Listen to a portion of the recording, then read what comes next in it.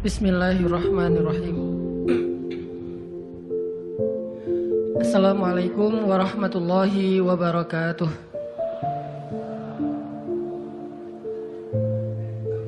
Alhamdulillahi alladzi hadana lihadza wa ma kunna linahtadiya laula an hadanallah. Asyhadu an la ilaha illallah wahdahu la syarikalah wa asyhadu anna Muhammadan abduhu wa rasuluh la nabiyya ba'dah. Radina billahi rabba wa bi Muhammadin nabiyya wa bil islami dina. Teman-teman yang dirahmati Allah Subhanahu wa taala, kita malam ini bahas tentang keep happy.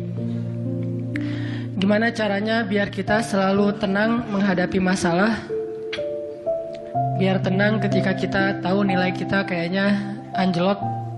Biar tenang pas kita tahu judul kita ditolak. Lamaran juga sama, di hari yang sama lah gitu.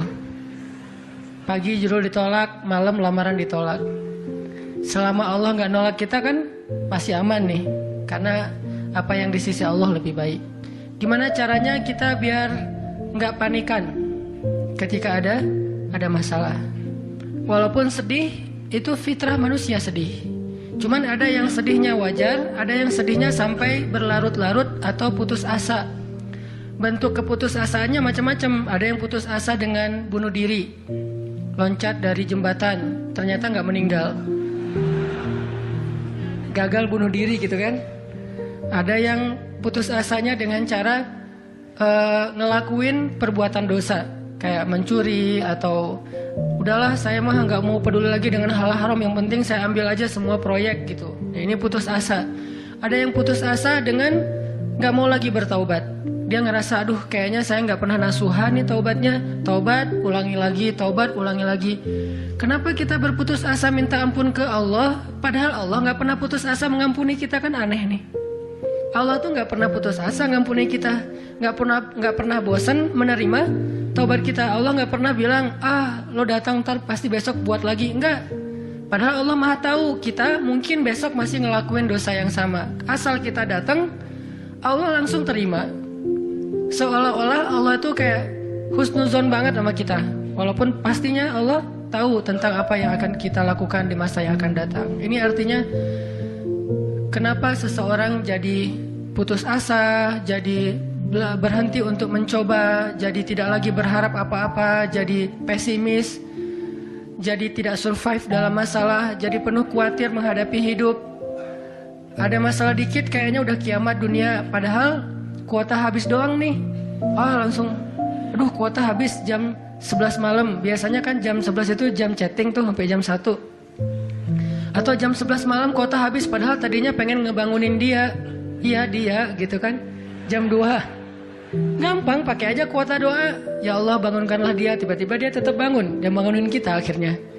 Ini bisa aja terjadi. Yang jelas gimana sih cara biar kita keep happy, tetap bahagia walaupun gak bisa jalan-jalan jauh. Tadinya pengen jalan sama teman-teman, ternyata duitnya gak cukup. Kita lihat teman-teman kerjanya traveling aja. Ke Lombok, ke Batu Karas, kerjaannya keliling aja. Dan kita aduh pengen juga ngeliat pantai, misalnya ke gunung touring sama teman-teman, ternyata tapi saya nggak punya motor, saya nggak punya uang, saya nggak punya waktu dan seterusnya. Bisa nggak kita tetap bahagia seperti mereka walaupun nggak ngerasain pengalaman-pengalaman asik seperti yang mereka rasain? Gimana caranya biar ketika kita sujud itu sama nyamannya dengan ketika kita tidur di atas pangkuan istri? Belum ya? Gak tahu sih rasanya. Pokoknya tuh keren banget loh. Salah satu yang bikin saya kalau gak bisa tidur itu tipsnya adalah tidur di atas pangkuan istri. Langsung tidur. Cuman masalahnya susah bangun. Nah ini nih, gimana caranya kalau kita sujud rasanya senyaman itu? Gimana caranya? Bukankah kita selama ini mungkin kita atau saya lah pas sujud pengen cepat bangun? Gimana caranya sujud nggak bangun-bangun? Pas kita sujud, aduh pengen lama gitu sujudnya teh. Terutama kalau sholat sendiri. Kalau sholat jamaah memang nggak boleh. Kenapa? Karena hajat orang beda-beda. Nabi kalau sholat jamaah mah standar-standar aja. Tapi giliran sholat sendiri itu sampai orang kewalahan ngikutin Nabi. Dan itu bukan cuma Nabi, sahabat juga kayak gitu. Siti Aisyah, istri Nabi itu. Siti Aisyah itu pernah sholat duha kurang lebih 4 jam, itu cuma baca 1 ayat doang loh. Famannallahu alaina wa waqana adzabas samum. Dia baca sendiri, agak keras karena dia di dalam rumah sendiri. Lewat seorang sahabat lewatin rumah Aisyah mau ke pasar, mendengar Aisyah lagi sholat. Famannallahu alaina wa waqana adzabas samum. Nangis. Akhirnya sahabat ini pergi ke pasar. Dia belanja segala macam, balik lewat lagi rumah Aisyah. Setelah kurang lebih 2 jam, pas dia lewat lagi rumah Aisyah, dia masih mendengar Aisyah membaca kalimat Famannallahu alaina wa waqana adzabas samum. Nangis lagi.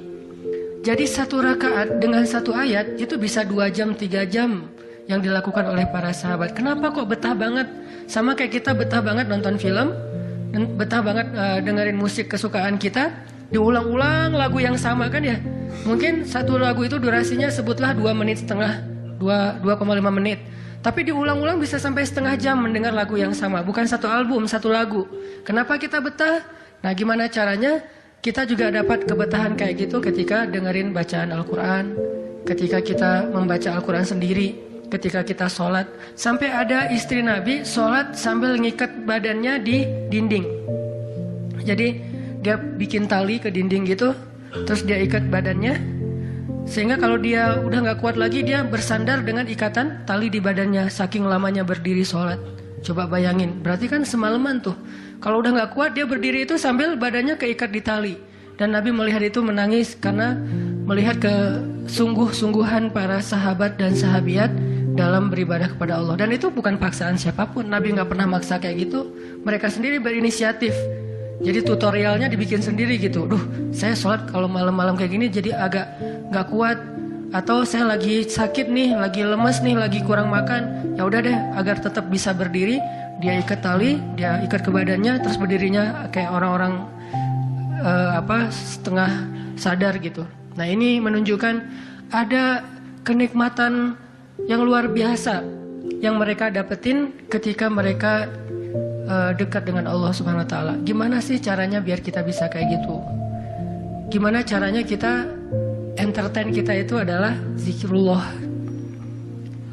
Boleh-boleh aja kita entertainnya nonton film, dengerin musik-musik yang positif. Entertain kita mungkin chatting, entertain kita mungkin update status, entertain kita mungkin kepoin mantan misalnya. Boleh-boleh aja selama masih wajar. Tapi bisa nggak entertain kita yang lain itu zikrullah? Dengan mengingat Allah kita jadi terhibur gitu. Dan itu entertain luar biasa pahalanya. Gimana caranya?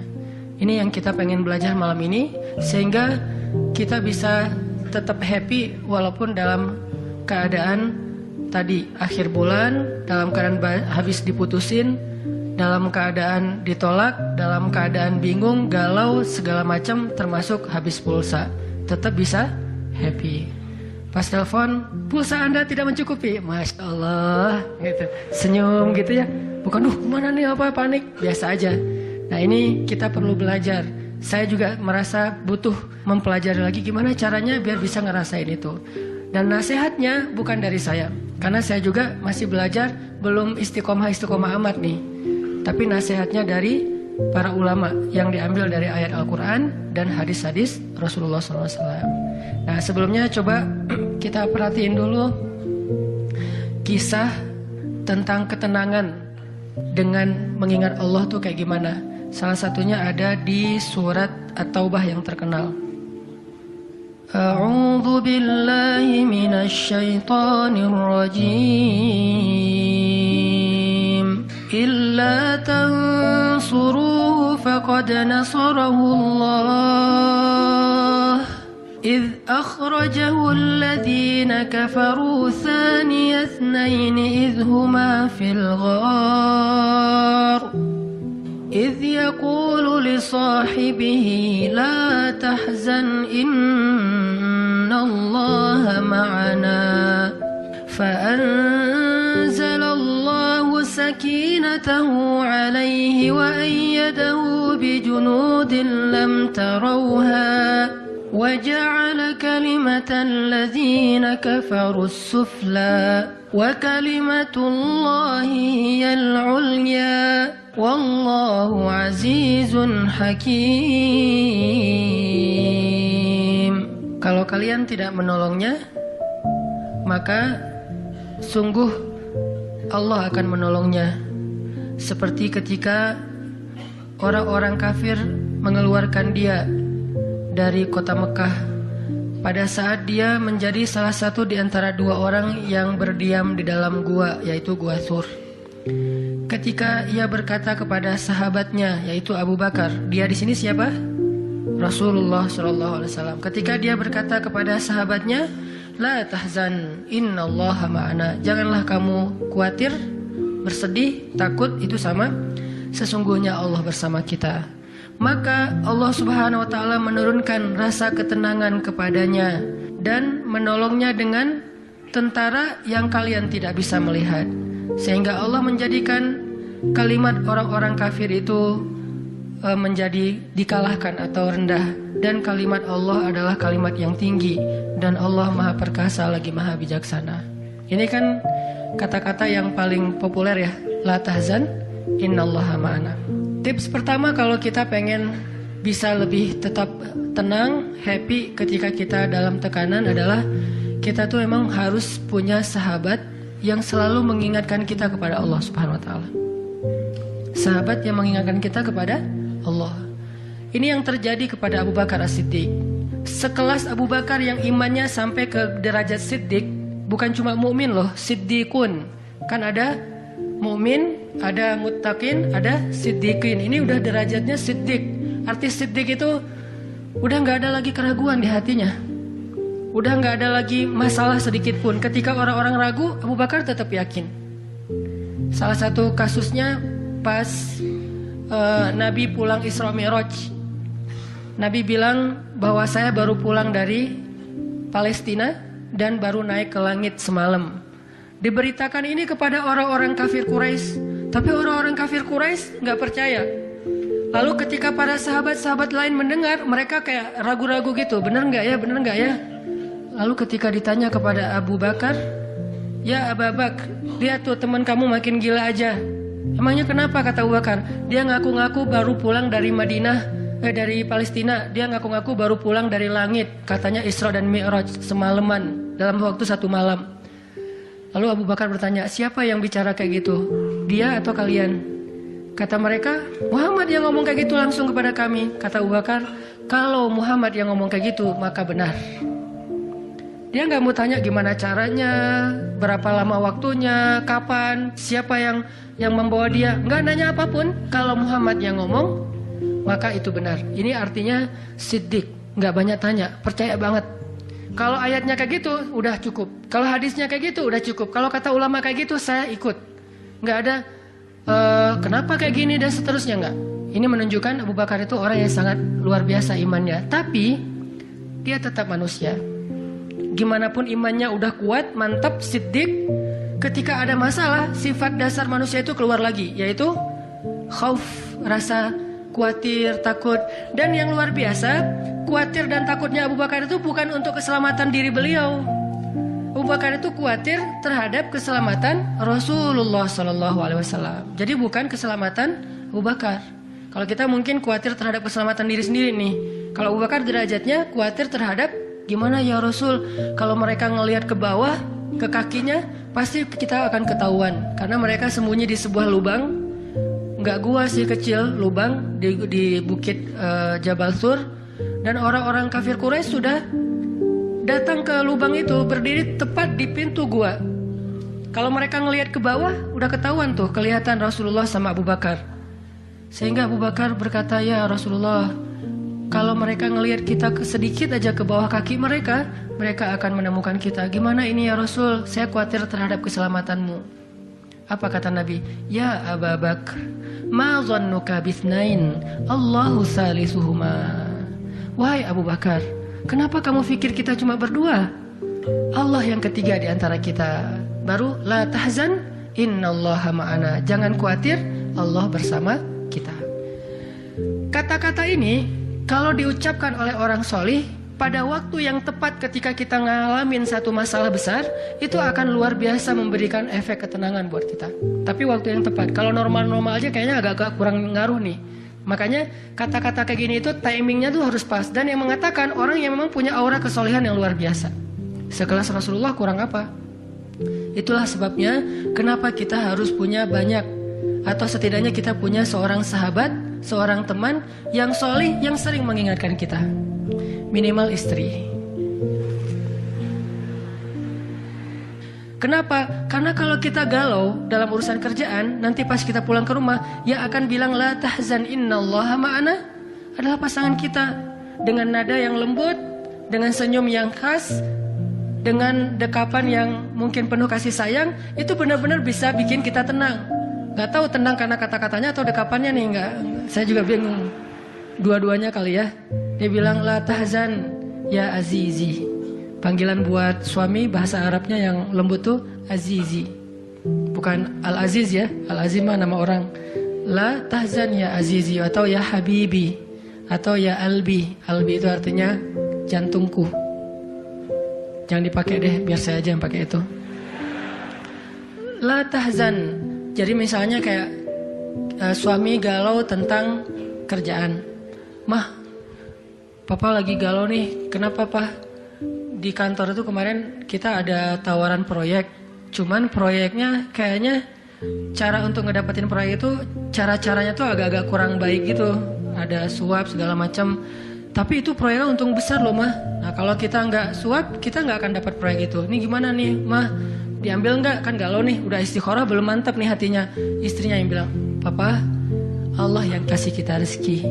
Kalau Papa ninggalin sesuatu karena Allah, Allah akan ganti dengan yang lebih baik. Pasti dari booster ya, Mah.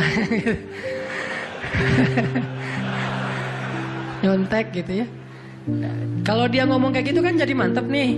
Kayak saya juga pernah ngerasain lagi kayak sedih gitu, lagi galau karena satu urusan. Istri mengatakan, udah serahin aja sama Allah. Kan jadi mantap kan hatinya. Hal-hal yang kayak gini nih. Kalau belum punya pasangan, temen. Sehingga Nabi mengatakan, Al-mar'u ala dini khalilih. Seseorang itu bergantung loh kepada tingkat kesolehan temannya. Kalau temannya soleh, insya Allah dia akan terjaga oleh teman itu ketika dinasihati, diingatkan. Saya aja ngerasa banget yang kayak gitu. Ada masa-masa ketika saya kayak futur. Futur itu teman-teman artinya lagi lemah imannya. Mungkin banyak lalai, banyak main, sedikit manfaat. Walaupun ada juga banyak main, banyak manfaat. Itu mah tagline entah siapa akunnya gitu. Lagi futur nih ya, lagi futur. Lemah, ngerasa bangun tahajud kayak susah gitu. Ke masjid males, zikir gak khusyuk, tilawah Al-Quran gampang ngantuk. Jalan sama seorang teman saya yang dia bukan ustadz sama sekali. Bahkan dia ngakunya belajar ke saya. Gak tahu benar apa enggak. Yang sejatinya mungkin saya belajar ke dia.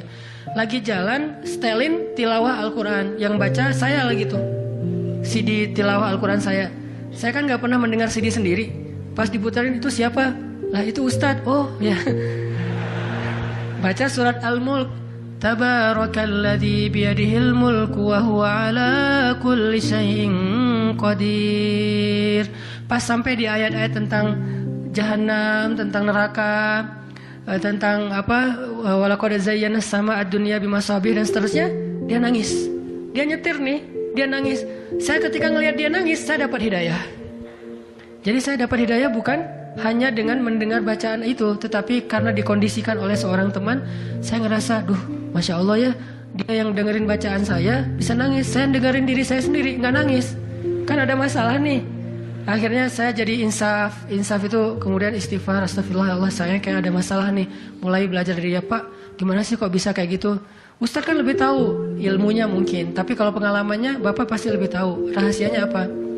Ternyata rahasianya emang dia orang yang gak pernah dengar yang lain selain mendengar bacaan Al-Quran. Jadi buat dia bacaan Al-Quran itu benar-benar entertain buat dia. Oh, berarti kita harus lebih banyakin lagi dengerin Al-Quran. Kalau kita dengar musik sekali, berarti dengar Qurannya 3 kali harusnya, baru masih agak-agak proporsional nih. Sehingga gampang kesentuh, hatinya itu mudah. Tapi pelajarannya tetap teman yang ngebawa kita kepada sesuatu. Ternyata triknya pertama, mengingat Allah itu kan bukan cuma menyebutkan Allah. Tapi ketika kita sedang dalam keadaan bingung, khawatir, galau, sedih, tertekan, panik, tiba-tiba teman kita mengingatkan kita kepada Allah dengan bahasa yang sederhana. Kalau bahasa sederhananya Al-Quran, la tahzan, innallaha ma'ana. Dan itu boleh diterjemahin ke bahasa yang lebih sederhana versi kita. Karena itu bahasa Al-Quran yang mungkin buat sebagian orang nggak dapat nih, karena mungkin nggak paham bahasa Arab.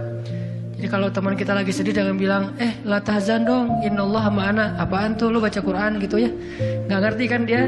Kita bisa terjemahin, udah tenang aja, Allah yang bantu. Tenang aja, Allah yang beresin. Tenang aja, serahin aja kepada Allah. Allah itu sebaik-baik kita nyerahin sesuatu. Ngomong kayak gitu tuh kena. Kalau timingnya pas kita lagi ngalamin satu masalah. Terutama masalah-masalah kayak masalah rezeki itu paling bikin kita sering panik, kehilangan sesuatu, ditipu orang segala macam.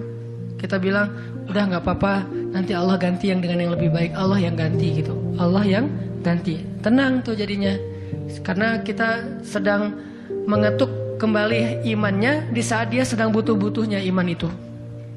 Dan itu butuh teman yang bisa mengingatkan kita. Sehingga Nabi bilang ciri-ciri teman yang baik itu adalah kalau kita ketemu dia bikin kita sering ingat Allah. Dia bikin kita sering ingat Allah. Coba teman-teman renungkan nih, coba dihitung-hitung. Kita kalau ketemu teman ngomongin dunia berapa sering? Terus ngomongin Allah berapa sering? Kan jarang banget kita ketemu teman ngomongin tentang Allah kan? Dan kayaknya nggak tahu juga bahannya mau ngomongin apa tentang Allah. Kita ngomongin tentang Allah yuk. Ngomongin tentang Allah, apaan tuh? Kan bingung dia tuh. Maksud lo qul huwallahu ahad gitu, atau ayat kursi. Berarti kita belum terbiasa bicara tentang Allah. Nah ini yang harus kita coba latih pelan-pelan nih. Kita lihai banget nih, bisa smooth banget masuk ke tema tentang dunia. Bisa ganti-ganti topik dan semuanya tentang dunia. Tentang kuliner, tentang kerjaan, tentang jodoh, tentang kuliah, tentang pendidikan, tentang apapun, tentang teman. Bisa dengan mudah dan seru gitu ngomongin tentang dunia teh. Dan itu bukan sesuatu yang dilarang memang. Cuman kok nggak seimbang kita ngomongin tentang Allah Subhanahu Wa Taala. Coba kita belajar cari teman yang udah sefrekuensi dulu. Arti sefrekuensi bukan sama-sama udah baik, sama-sama udah niat pengen memperbaiki diri. Sama-sama udah punya tekad kita pengen hijrah nih. Lagi-lagi bukan merasa diri kita lebih baik dari orang lain, tapi yang udah sefaham supaya nggak banyak perdebatan. Ajak dia ngobrol tentang Allah pelan-pelan dan secara bertahap, nggak bisa langsung ngejos, nggak bisa langsung coba lo sebutin rububiyah asma Allah yang 99 apa aja, itu mah cerdas cermat ya. Tapi kita ngomongin Allah tuh baik banget loh, kemarin gini Allah aja yang diomongin. Sehari minimal kita ngomongin Allah itu sekali deh. Dan sekali itu jadi obrolan, bukan cuma mention doang ya, tapi obrolan gitu. Jadi diskusi. Sekali aja sehari dan gak harus lama, mungkin cuma 5 menit. Kalau kita gak bisa ngelakuin itu secara spontan, gak apa-apa di setting. Kita ketemu sama teman kita bikin kayak program gitu. Kita kalau ketemu pokoknya harus sekali sehari ngomongin tentang kebesaran Allah. Coba digituin. Makin sering itu makin akan nanemin satu belief faith di dalam hati kita. Sehingga ketika nanti kita ada masalah diketuk rasa iman itu cepat baliknya. Berarti kita harus cari teman yang mau menasihati kita, bicara bareng kita tentang kebesaran Allah. Dan itu yang dilakukan Nabi Musa dengan Nabi Harun ketika berdakwah, yang Allah sebutin di surat Toha.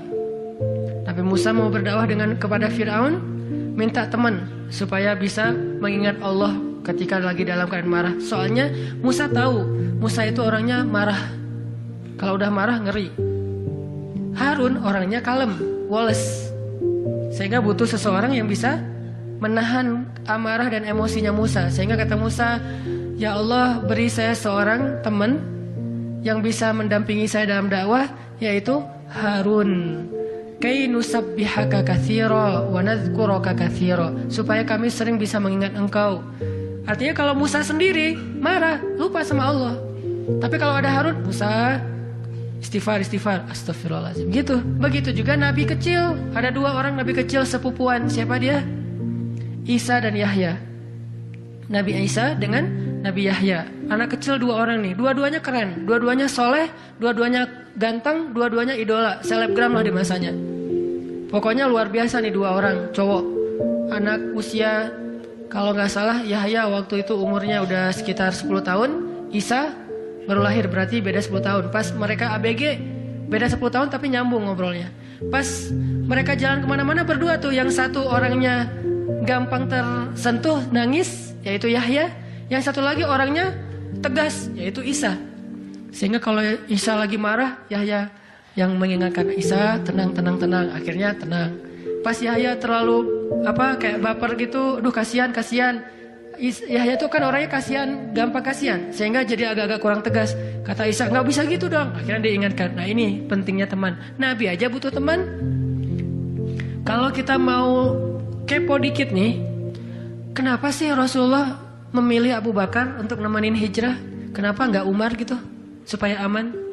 Hijrah bareng Umar, siapa yang berani ngejar coba?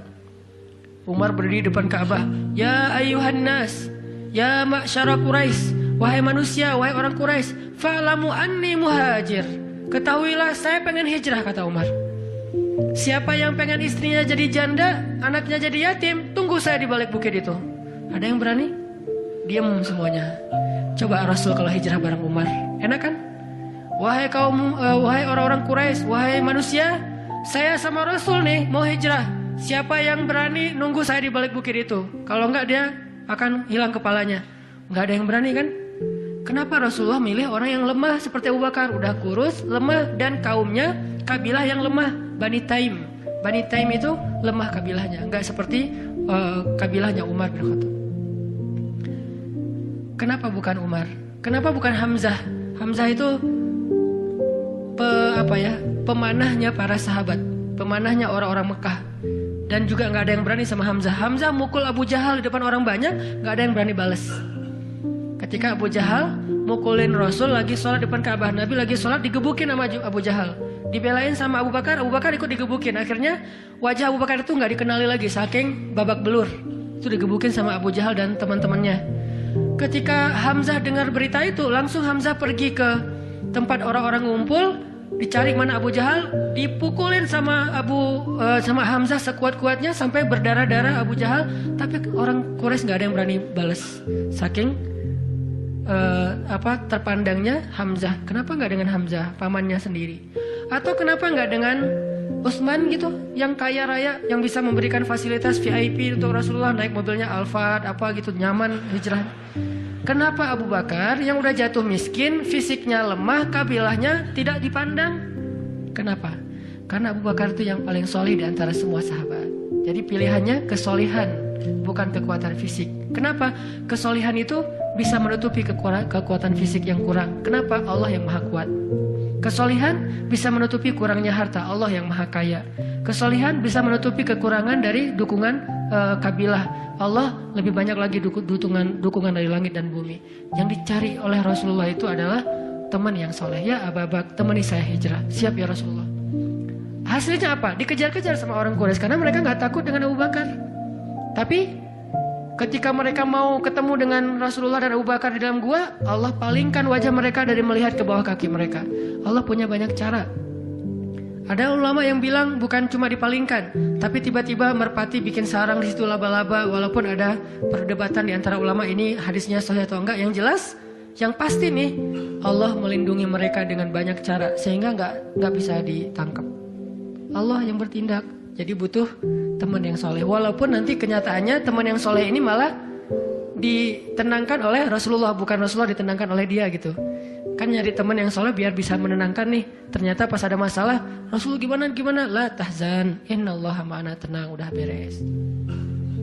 Bisa nggak kita coba latihan ini? Kalau kita berteman dengan seseorang, niat kita pengen saling mengingatkan, wa tawasau bil haq, yaitu mengingatkan tentang Allah, wa tawasau bis shawab, Itu kayak gitu tuh ayatnya. Pertama hak dulu, kedua sabar. Kalau nasihatnya udah benar, insya Allah sabar. Jadi kalau kita pengen menasihati teman kita atau dinasihati oleh teman kita supaya lebih kuat, bisa tough, bisa survive dalam masalah, minta dia menasihati kita al-haq. Dan siapa al-haq? Allah Subhanahu wa taala. Wa tawassaw bil haq artinya saling menasihati dengan nama Allah. Udah serahin aja sama Allah. Allah itu maha ini sebutin dengan bahasa sederhana. Langsung sabar jadinya. Langsung lebih kuat, lebih tenang. Itu yang pertama teman-teman. Kita sering berteman dengan orang yang insya Allah dia yakin sama Allah lebih kuat daripada kita, imannya lebih mantap daripada kita. Yang kedua, gimana caranya biar kalau kita menyebut nama Allah, kalau kita sholat, kalau kita berzikir itu jadi lebih tenang gitu, lebih happy.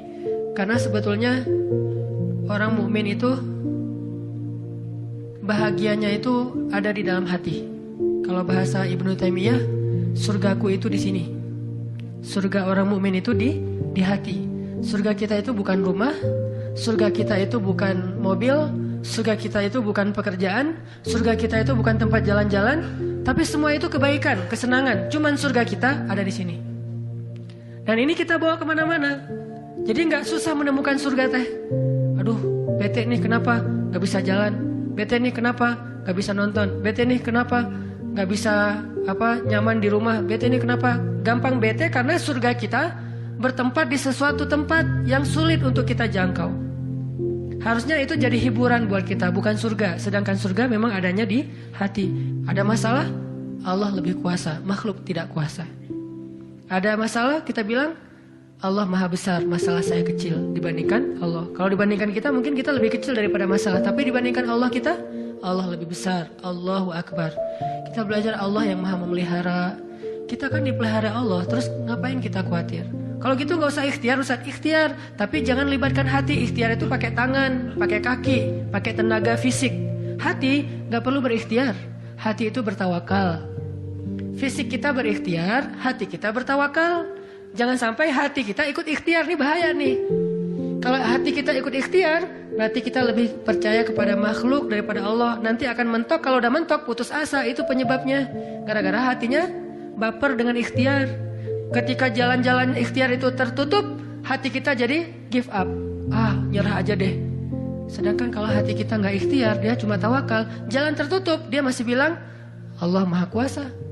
Ala kulli syai'in qadir. Segala sesuatu Allah maha bisa. Gak mungkin gak bisa. Tetap. Makanya jangan ikhtiar pakai hati, ikhtiar pakai tenaga. Hati tawakal babnya. Sehingga tawakal itu amal hati, ikhtiar itu amal fisik. Kan dalam Islam itu ada amal batin, ada amal zahir ya. Amal batin hati, amal zahir fisik kita.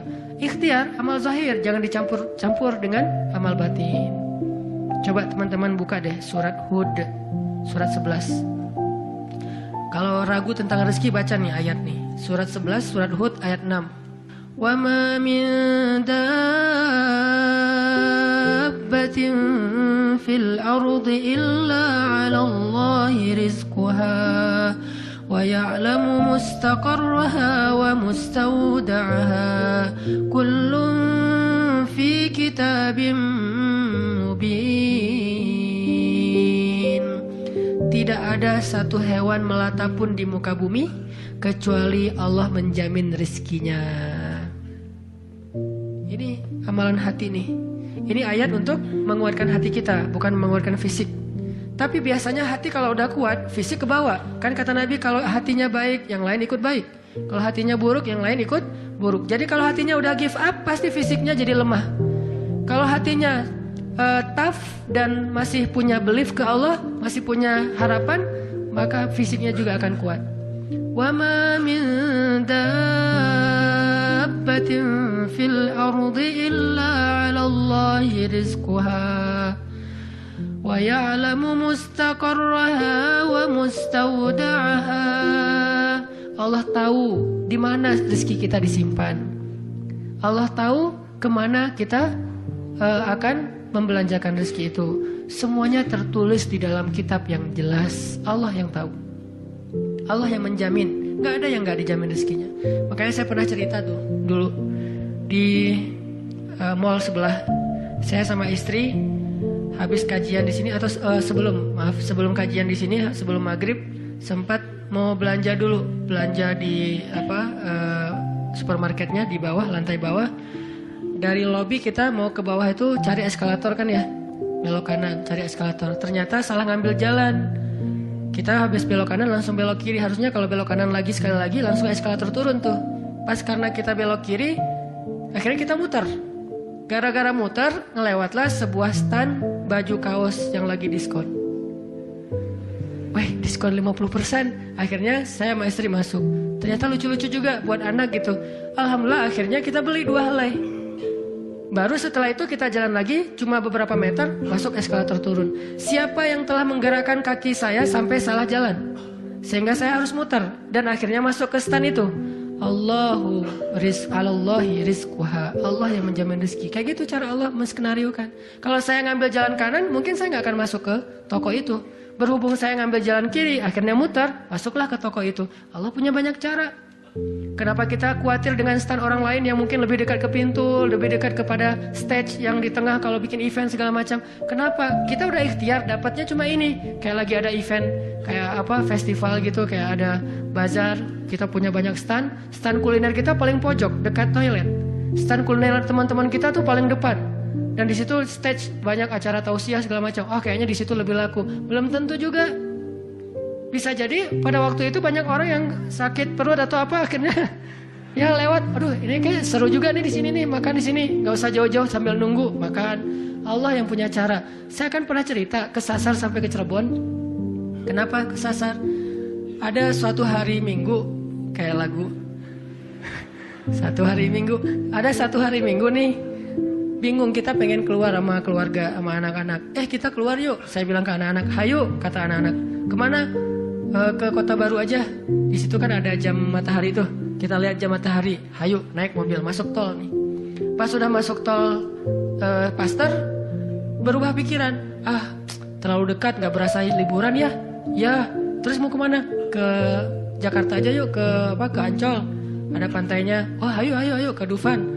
Jalan, akhirnya gak jadi belok pada larang, lurus.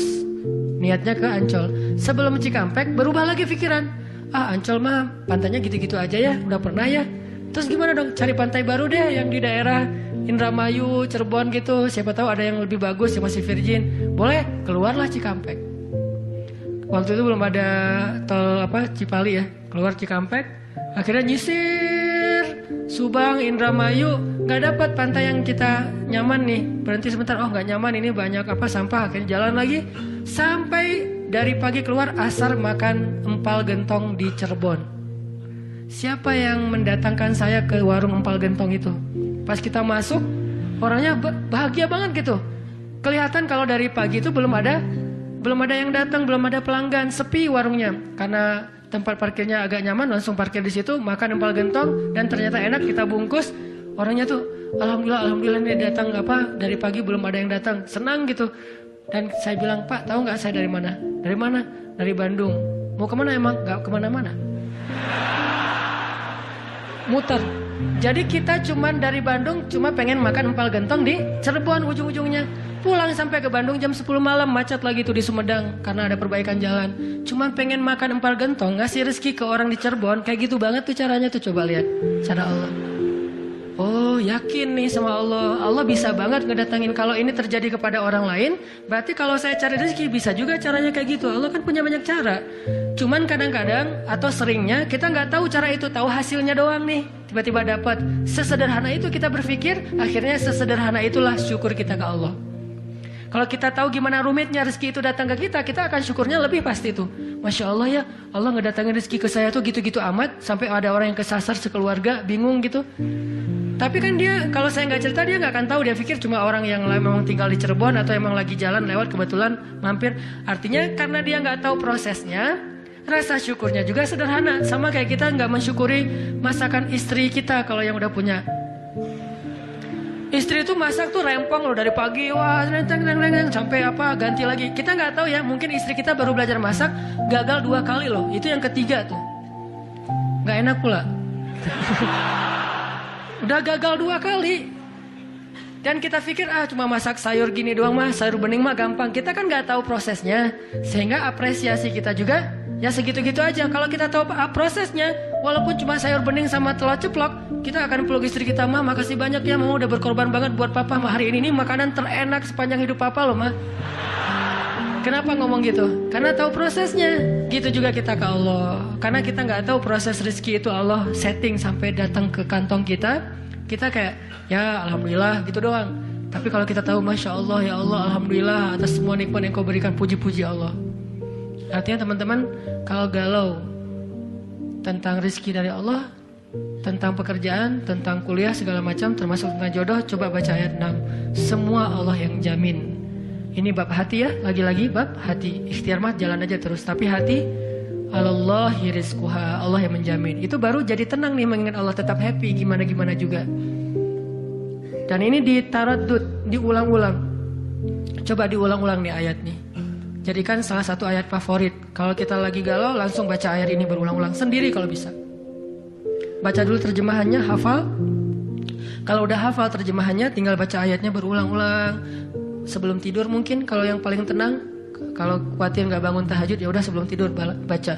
Wa ma min dabbatin fil ardi illa 'alallahi rizquha. Diulang. Itu beda banget loh rasanya. Belajar untuk mentafakuri kebesaran Allah sehingga kalau kita nanti ada masalah mengingat Allah lebih mantap. Jadi dua ya, satu teman, kedua sering-sering tafakur. Wa yatafakkaruna fi khalqis samawati wal ard. Tafakkur. Dan sebetulnya teman-teman ya, kalau kita mau lebih persis nih, sholat duha itu ya emang sholat tafakkur sebetulnya. Dulu para sahabat atau para anbiya sholat duha itu di tempat terbuka, di bukit, di kebun gitu. Sholat duha itu di tempat-tempat alam terbuka. Jadi benar-benar untuk tafakur alam. Sholat duha itu fungsinya untuk itu sebetulnya. Walaupun boleh banget dilakuin di dalam ruangan, di masjid, di rumah, di kantor, boleh banget di kampus. Tapi kalau kita ada kesempatan sesekali, coba deh sengaja ngapain touring ke atas misalnya ke Lembang, pengen duha, dan duduk sendiri, jangan berjamaah. Bukan nggak boleh, boleh aja sholat sunnah berjamaah. Cuman kali ini kita pengen menyendiri aja berdua sama Allah. Duduk, ngomong sama Allah, ya Allah, jangan biarkan saya berputus harapan kepada Engkau. Jangan biarkan saya berputus asa dari rahmat-Mu. Bimbing hati saya ya Allah, tolong saya dalam masalah ini. Engkau maha kuasa. Siapa lagi yang bisa nolong saya selain Engkau? Ngomong kayak gitu sama Allah, yang romantis, yang akrab gitu. Jangan sampai kita ngomong ke Allah tuh kayak orang gak kenal. Cuman copy paste, Rabbana atina fid dunya hasanah fil akhirati hasanah wa qina azabannar. Amin. Udah kayak gak kenal gitu. Ngomong sama Allah itu akrab, ngomong ya Allah, gimana nih? Saya ada masalah kayak gini, curhat sama Allah. Itu beda loh. Kalau itu kita coba praktekin, saya yakin asal sesuai dengan cara-cara tadi tuh, sendiri, alam terbuka, curhat sama Allah, ingat kebesaran-kebesaran Allah, insyaallah bizikrillah tatmainnul qulub, tenang banget tuh hati. Saya kadang-kadang mempraktekkan itu walaupun nggak di alam terbuka banget, tapi minimal mencoba untuk menyendiri gitu. Rasulullah kan kalau lagi ada masalah sama keluarganya menyendiri di masjid kan, duduk di mihrab berzikir pada Allah, ya Allah, ya Allah, Engkau lah yang maha penyabar, saya tidak sabar. Terus curhat sama Allah, kayak anak pulang curhat sama ibu, gimana rasanya? Kan tenang kan? Kayak kita curhat sama teman, pasti beda. Cuma emang yang paling indah curhat sama ibu atau sama ibunya anak-anak. Itu beda banget tuh. Nah harusnya kita curhatnya ke Allah kayak gitu tuh. Tapi jangan bilang mah, tapi angkat tangan salah, bukan mah, ya Allah gitu. Allah dipanggil mah, jangan. Karena terlalu menjiwai pengen punya ya. Sadaran mah ngebully wae. Tapi benar loh teman-teman, saya tuh membuktikan kata Allah setengah agama itu benar. Agama itu rasanya hati kita itu kayak belum sempurna sebelum ada Dia. Jadi gimana pun solehnya tuh kayak ada yang kurang gitu. Apa ya yang kurangnya di hati saya ya? Apa ya? Ternyata namanya belum tertulis, nggak jelas juga namanya siapa gitu. Kalau udah ada itu beda banget. Curhat, ngobrol, jalan, dan kalau dia orangnya soleh, pas lagi galau dia yang langsung mengingatkan kita. Kalau perlu dia yang membangunkan kita. Tahajud berdua yuk. Hayu tahajud berdua. Jangan panjang-panjang ya baca ayatnya. Ya siaplah. Kalau dia request kan siap ya, bacanya jangan panjang-panjang. Kalau teman-teman yang request, kalian mah juga baju hijrah aja udah kayak gitu. Lihat nih gua nih salat tahajud nih 15 juz. Luar biasa ya. Kalau istri biasanya lebih kasih sayang. Kasihan nih istri saya seharian capek nungguin sambil tidur-tiduran gitu. Nonton TV gitu, capek dia, kasihan seharian nonton TV teh. Itu teman-teman, mudah-mudahan kita bisa ngambil 2 trik tadi cara biar lebih tenang, happy. Kalau mengingat Allah, satu, memang butuh teman yang mengingatkan kita, bukan kita ingat sendiri. Yang kedua, banyak-banyak membaca, mentafakuri, mikirin tentang Allah itu emang maha kuasa. Salah satu materinya surat Hud ayat 6 tadi tuh. Makin kita yakin sama Allah, begitu kita ingat Allah, itu makin lebih ngaruh ke hati kita. Tapi kalau kita nyebut nama Allah nggak yakin, cuma insya Allah, ya Allah, subhanallah, masya Allah, nggak ngaruh, cuman zikir doang, cuman lisan, tapi tidak sampai ke hati.